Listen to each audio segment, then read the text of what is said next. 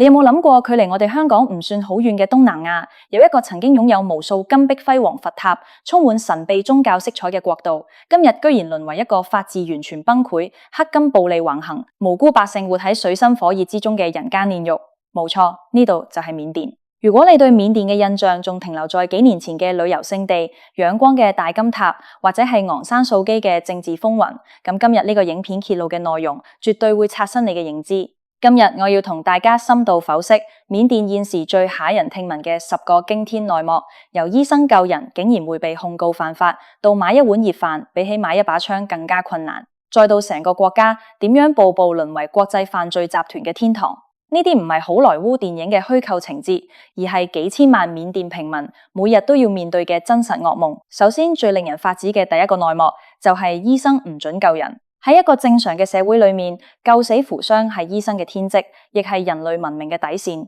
但在今日嘅緬甸，救人竟然可以成為一種死罪。自從2021年2月緬甸軍方發動政變，推翻民選政府之後，全緬甸成千上萬嘅醫護人員發起咗大規模嘅公民抗命運動，佢哋拒絕為軍政府服務，甚至離開咗公立醫院。軍政府為咗打壓呢班有良知嘅醫護人員，採取咗極端手段，佢哋將所有參與抗命嘅醫生列入通緝名單，剝奪佢哋嘅執業資格，仲派兵圍捕佢哋。更加恐怖嘅係，軍方下令禁止私立診所或者地下醫療站收留任何受傷嘅反抗軍或者平民。只要有醫生暗中為受槍傷嘅示威者或者平民縫合傷口、包紮止血，一旦被發現，呢位醫生就會被控以叛國罪或者支援恐怖分子罪，面臨幾十年嘅監禁，甚至酷刑虐待。有好多喺地下診所默默耕耘嘅20幾歲、30幾歲嘅年輕醫生，只係因為幫一個被子彈打中腳嘅普通村民包紮，半夜就被軍警破門而入帶走，之後就音訊全無。軍方甚至會向醫院同診所開槍，將醫療用品列為管制物資，連最普通嘅消炎藥、止痛藥、血包喺黑市都要天價先買得到。醫生救人要冒住槍林彈雨同坐牢嘅風險，病患受傷要偷偷摸摸看醫生，呢種將人道主義徹底踐踏嘅暴行喺21世紀嘅今日，簡直令人難以置信。緊接住嘅第二個內幕，更加反映出呢個國家秩序嘅徹底崩壞，那就是食物不如武器而求。你可能會覺得好荒謬，一個曾經係東南亞主要稻米出口國之一嘅農業大國，點會連食物都求之不得？但呢度就係今日緬甸嘅真實寫照。自從政變爆發同隨之而嚟嘅全面內戰，緬甸嘅貨幣面臨史無前例嘅暴跌，物價飛漲到一個普通家庭根本負擔唔起嘅地步。軍方喺多個反抗軍活躍嘅省份實行嚴格嘅封鎖政策，切斷糧食、燃料同物資嘅運輸，試圖用飢餓嚟屈服平民。呢種被稱為四斷政策嘅殘忍手段，搞到無數村莊嘅農田被毀，農民逃亡，糧食產量急劇下降。去到街市，一包最普通嘅米、一樽花生油，價格比2021年之前貴咗幾倍甚至10倍，好多老百姓一日只能食一餐稀粥度日。然而，與糧食極度短缺形成鮮明對比嘅係黑市武器嘅泛濫成災。由於緬甸全國各地都有不同嘅少數民族武裝組織、地方民兵同埋反抗軍，再加上邊境走私活動極度猖獗，黑市上面嘅槍支彈藥多到令人心驚。喺某些邊境城鎮或者軍閥控制區，你要買一袋乾淨嘅白米或者新鮮蔬菜，可能要走遍幾條街，付出高昂代價，甚至要冒住被軍方沒收嘅風險。但如果你想買一把黑市手槍或者幾十發子彈，只要你有美金或者加密貨幣，喺暗網或者地下交易市場，幾小時內就可以交貨。武器比糧食更容易流通，更容易買到。呢種極端扭曲嘅現象，完全顯示出緬甸已經陷入咗一個靠暴力生存嘅野蠻狀態。第三個駭人內幕就係緬甸已經徹底全國成犯罪者天堂。提到緬甸嘅犯罪問題，大家可能第一時間會諗到苗瓦底、KK 園區或者木遮呢啲邊境地區，但實際上犯罪嘅毒瘤已經擴散到緬甸嘅每一個角落。喺軍政府疲於應對全國各地反抗勢力嘅情況下，警政體系同司法制度早已名存實亡。軍方為了鞏固統治，甚至選擇同各式各樣嘅黑道勢力、民兵組織同跨境犯罪集團勾結。緬甸嘅東部同北部邊境變成了全球最惡名昭彰嘅電信網絡詐騙、人口販運、非法賭博同毒品製造中心。呢啲園區背後有地方軍閥或者軍政府手下嘅邊防部隊提供武力保護。園區外圍有重兵把守，高牆上裝滿刺絲網同監控鏡頭，成千上萬嚟自中國大陸、台灣、馬來西亞、越南，甚至遠至非洲同歐洲嘅年輕人，被高薪工作嘅謊言騙到呢度，一落機就被沒收護照、扣押人身自由，被迫從事網絡詐騙。如果業績唔達標或者嘗試逃跑，等待佢哋嘅就係禁食、電擊、毒打，甚至被轉賣器官。更恐怖嘅係，呢啲犯罪園區每日產生數以億計美金嘅黑錢，最終會通過洗錢網絡流向軍閥同犯罪集團嘅口袋，形成一個龐大而穩固嘅利益共同體。政府唔單止唔去打擊，反而成為呢啲黑產嘅最大受益者同保護傘，令到整片土地變成真正嘅罪惡溫床。第四個內幕係針對年輕一代嘅無情摧殘，強制徵兵令引發嘅青年逃亡潮與人間慘劇。喺2024年年初，緬甸軍政府因為喺全國多個戰場節節敗退，兵源嚴重不足，突然宣布正式實行。早在2010年就頒布但一直未執行的兵役法。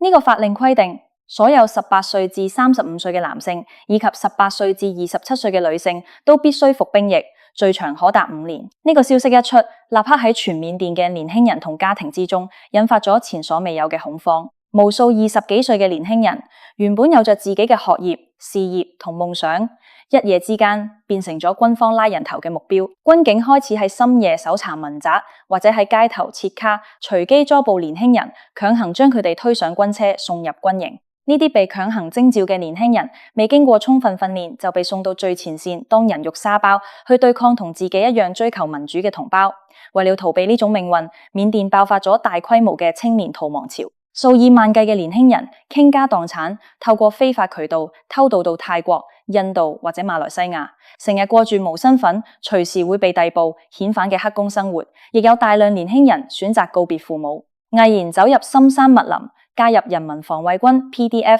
或者少數民族武裝，拿起武器反抗軍政府。一個國家最寶貴嘅年輕一代，要麼逃離家園，要麼喺戰場上互相殘殺。呢個國家嘅未來已經被徹底掏空。第五個內幕係全面斷電與經濟體系嘅徹底癱瘓。喺現代社會，電力同金融係維持日常生活同經濟運作嘅命脈，但喺今日嘅緬甸，呢兩樣嘢已經瀕臨崩潰。喺仰光、曼德勒呢啲昔日繁華嘅大城市，每日停電10幾個鐘頭已經成為生活日常。甚至喺某些戰亂地區，政府直接切斷咗電力同網絡供應，長達幾個月甚至幾年。由於缺乏電力，工廠無法開工，商店無法營業，普通家庭喺酷熱嘅天氣下，連吹風扇都成為奢求。食物同藥品因為無法冷凍而迅速腐爛。與此同時，緬甸嘅金融體系亦陷入咗前所未有嘅混亂。自2021年政變以來，緬甸元對美金嘅匯率呈斷崖式下跌，貶值幅度高達數倍。緬甸央行為了防止資本外流，實施咗極端嘅外匯管制同提款限制。普通市民去銀行排長龍，一日可能只能提取極少額嘅現金，甚至連自己辛苦積蓄嘅存款都提唔出嚟。通貨膨脹率高企，紙幣變得同廢紙無異，好多地方嘅交易不得不倒退到以物易物，或者只接受美金、泰銖同泰國銖。整個國家嘅商業活動幾乎停擺，無數中小企業倒閉，失業率飆升，成千上萬嘅中產階級喺短短幾年內淪為貧民，生活喺極度嘅絕望之中。第六個內幕係無差別嘅空中轟炸與平民村莊嘅毀滅。隨着緬甸陸軍喺地面戰場上屢屢挫敗，喪失咗對大量鄉村同邊境地區嘅控制權，軍政府越來越依賴其擁有絕對優勢嘅空軍力量，對反抗軍控制區甚至普通平民聚集區進行無差別嘅空中打擊。呢啲空襲唔係針對軍事設施，而係直接投擲炸彈到學校、醫院、寺廟同埋難民營。喺過去呢幾年間，國際人權組織同聯合國多次記錄到軍方、空軍使用戰鬥機同直升機喺白晝對正喺上課嘅小學或者正喺舉行聚集嘅村莊進行轟炸，無數只有幾歲、10幾歲嘅小朋友喺教室裏面瞬間被炸得粉碎，老弱婦孺喺自家屋企被燒成灰燼。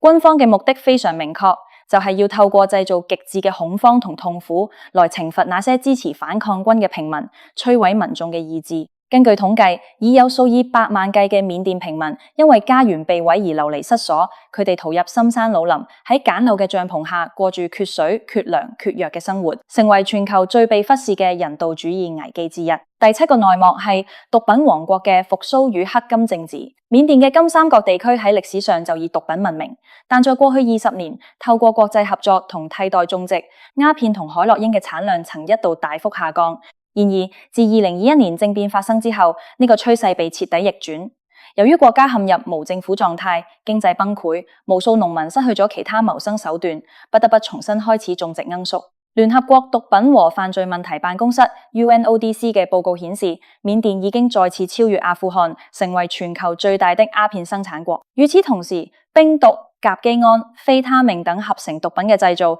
更是達到咗工業化嘅規模。喺緬甸北部同東部嘅密林深處，隱藏住無數規模巨大嘅毒品加工廠，每日生產出數以噸計嘅毒品，銷往整個亞太地區甚至歐美市場。呢啲毒品生意每年產生數以百億美金計嘅巨額利潤，成為軍閥、民兵組織以及軍政府高層嘅重要資金來源。毒品走私、武器交易同電信詐騙交織在一起，形成咗一套龐大而堅不可摧嘅黑金產業鏈，將緬甸牢牢地鎖喺罪惡嘅深淵之中。第8個內幕係執法機關變成合法嘅勒索集團。喺一個法治國家，警察同軍人係維護治安、保護市民嘅力量。但在今日嘅緬甸，軍警已經完全演變成穿着制服嘅強盜同勒索者。喺仰光或者曼德勒等城市嘅街頭，軍警設立咗密密麻麻嘅檢查站。佢哋隨意攔截過往嘅行人同車輛，檢查手機裏面嘅社交媒體記錄，只要發現任何批評軍政府嘅言論，關注咗反對派媒體，